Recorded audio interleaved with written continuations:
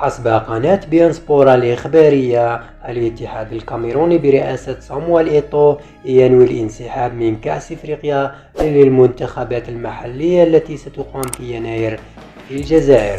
كما تداول النشطاء على مواقع التواصل الاجتماعي شائعات أن القرار جاء لأسباب أمنية، وهذا مستبعد إطلاقا.